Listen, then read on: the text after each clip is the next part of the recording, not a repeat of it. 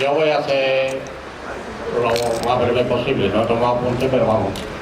En primer lugar, el tema de Montequinto. Yo creo que el tema de Montequinto, la cuestión de manifestarse en Montequinto, me parece que sería más efectivo manifestarse delante de la puerta del ayuntamiento, donde está Toscano, que en definitiva gran parte de responsabilidad de ese tema recae sobre él.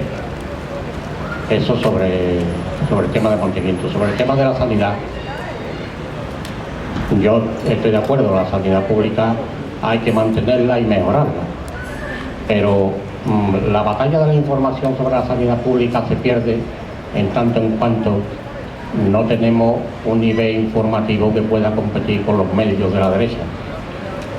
Habría que plantearse, no sé si una hoja exclusiva sobre esto que pudiera llegar a mucha gente, no solo a la gente que viene aquí, porque el tema de la sanidad a mí me parece indigno, no solo que se trate de privatizar, sino que ya la sanidad está sirviendo como negocio, y es una indignidad utilizar la sanidad o la muerte, incluso porque los sanatorios también están privatizados, utilizar la sanidad como negocio.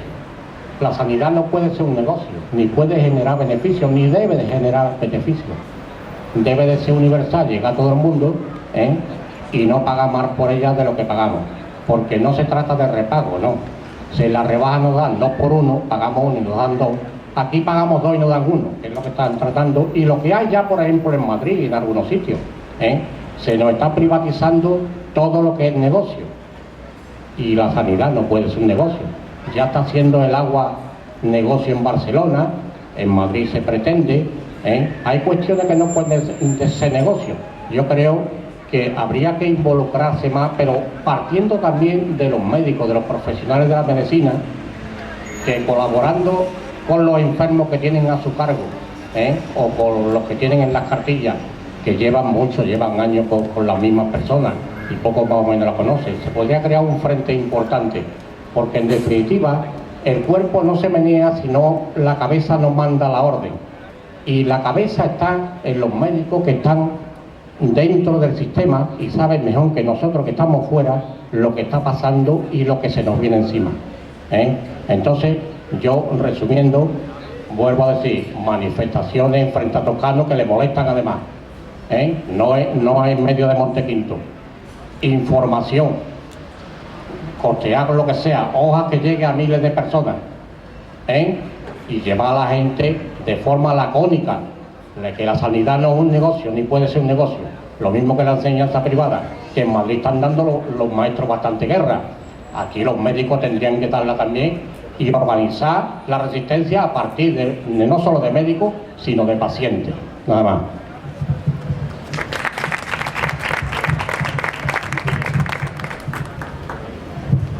Bueno, yo soy Paco y soy miembro de la Asamblea del 15M de Montequinto. Al compañero anterior que ha hablado, informarle que llevamos ya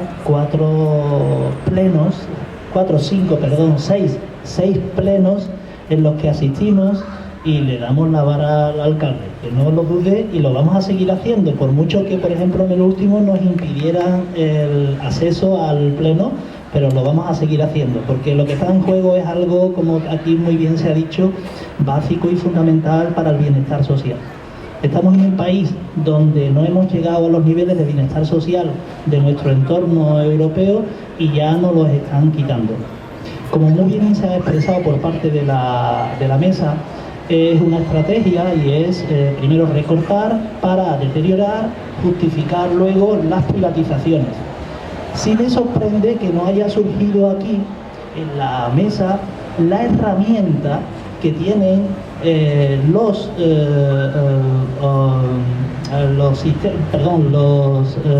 grandes emporios económicos para hacerse de hospitales y de centros de salud. Y esa herramienta os la voy a recordar, porque esa herramienta no surge del cielo, se aprueba en el Parlamento español. Es el Real Decreto Ley 10 del año 1996, en el que se reforma la antigua Ley de Sanidad española, parte de la y luego nuevamente en el año 1997, la ley 15 de 1997, que habla de nuevas formas de gestión de la sanidad.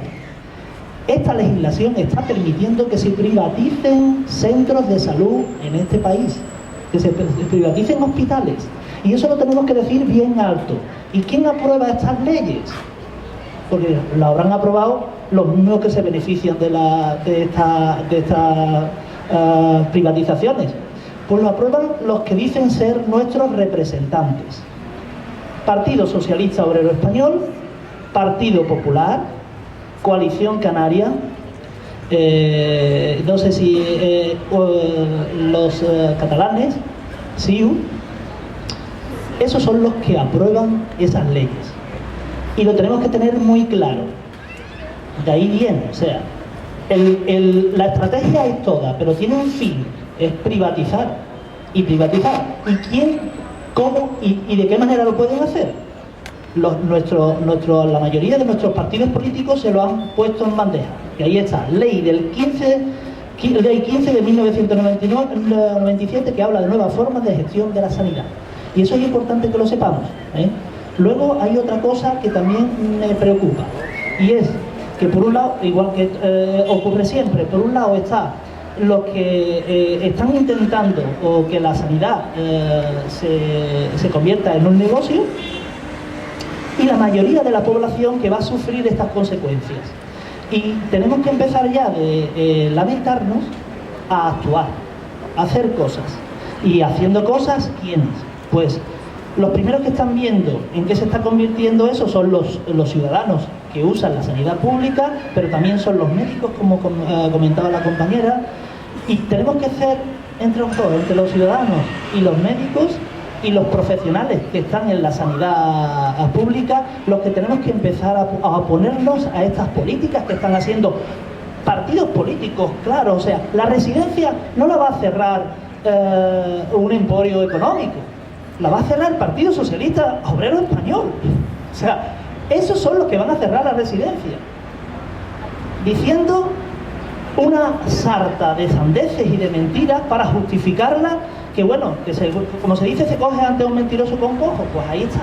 O sea, eso lo están haciendo partidos políticos y tenemos que ser conscientes, y por eso desde el 15M de Montequinto vamos a seguir presionando a los partidos políticos, a las instituciones y a los que hacen y llevan a la práctica esa privatización, y esa, para que no siga así. Digo, nos tenemos que mover la ciudadanía. Momentos como este se tienen que dar en muchas otras asambleas bases del 15M y de ciudades de Sevilla, porque es la única manera de crear una cultura que se oponga a la cultura neoliberal, que ahora mismo tenemos que saber todos que es la dominante. Entonces creo que ahí está la clave.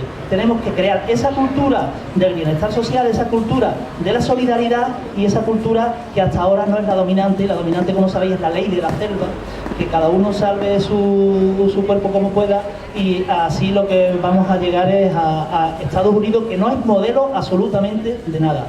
Pues muchas gracias por este debate y nada más.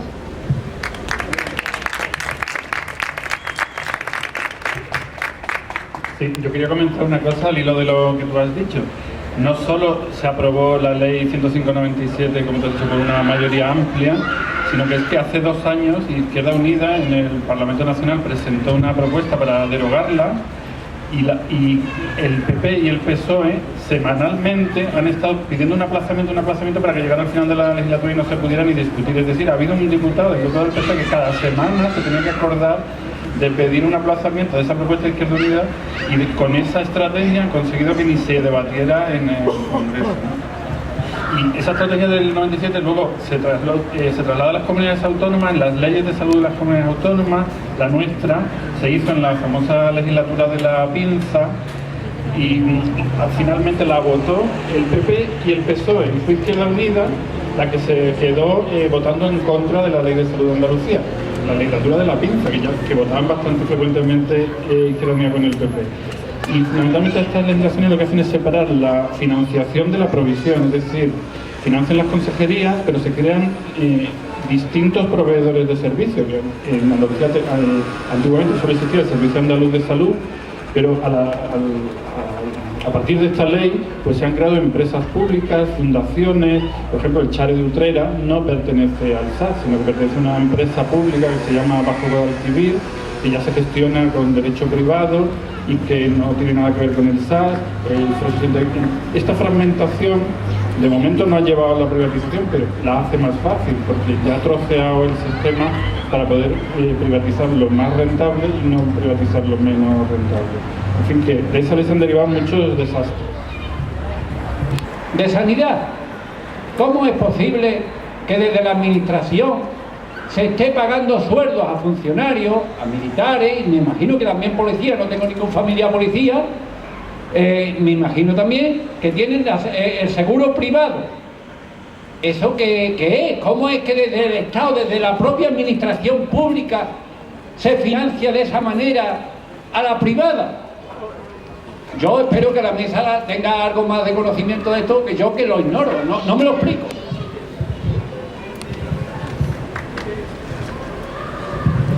A eso que te refieres es el sistema MUFACE, Mutualidad General de Funcionarios Españoles, que es una creación del franquismo para proteger a los funcionarios, que eran todos adictos al régimen, con un sistema de salud. Porque hay que recordar que hasta los ultimísimos años del franquismo la cobertura sanitaria no llegaba ni al 60%.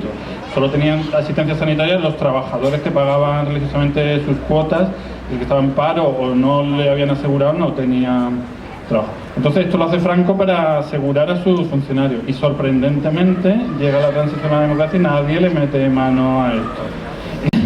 Y sigue existiendo. Los trabajadores autónomos del Servicio Andaluz de Salud no tenemos derecho a eso, son solo los funcionarios, los que están trabajando en las consejerías, en las delegaciones de salud, los profesores universitarios, etc.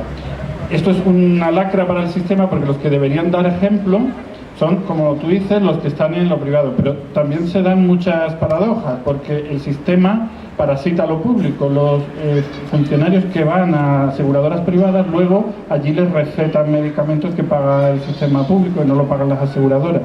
Y normalmente lo que hacen cuando son parejas de funcionarios es que uno se asegura en lo público y otro en lo privado. Para si tienen un resfriado, una pequeña dolencia, van a lo privado, que es muy rapidito, pero como ha dicho el compañero, si tienen una enfermedad grave se van a lo público.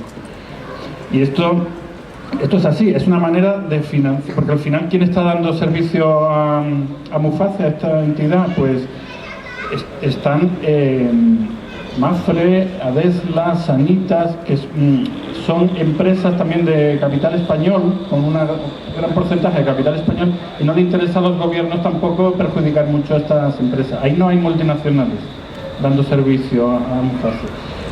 Y eso es lo que es. Comentario, yo creo que están pasando muchos funcionarios que estaban que tenían asistencia privada, están pasando a la pública, porque yo he recibido varios pacientes que han dicho, han cambiado el sistema y ahora paso a la seguridad social, a partir de, bueno, los que se jubilan, por supuesto, pero muchos que están todavía trabajando. Hay alguna ley, no sé si alguno de mis compañeros lo conoce, pero están empezando a pasar. No te sé decir. Pero vaya, me voy a informar.